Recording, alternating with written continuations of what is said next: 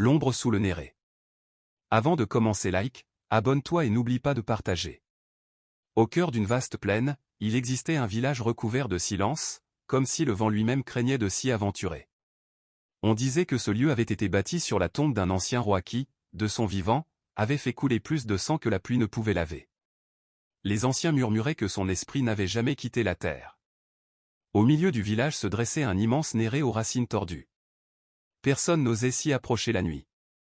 Les femmes qui passaient trop près juraient entendre des murmures d'hommes enchaînés, et certains enfants disparaissaient sans laisser de traces lorsqu'ils osaient défier l'interdit.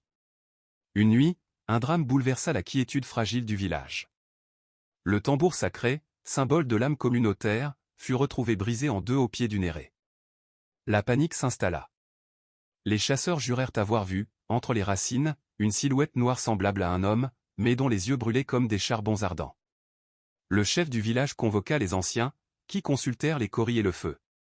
Leur verdict glaça les habitants, l'ombre du roi déchu cherchait vengeance, et tant que le tambour ne résonnerait plus, le village serait frappé de malédiction.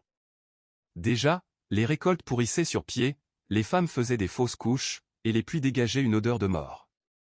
Alors, une jeune femme du village, considérée comme maudite depuis sa naissance parce qu'elle était née avec un voile sur le visage, se leva.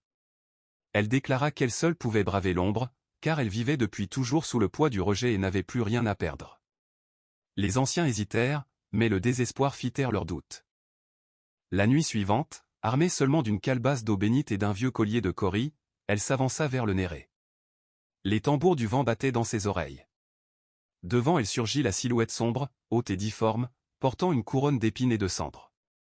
L'air devint glacial. La jeune femme versa l'eau bénite sur les racines, récita les incantations transmises par une vieille guérisseuse, et planta son collier dans la terre.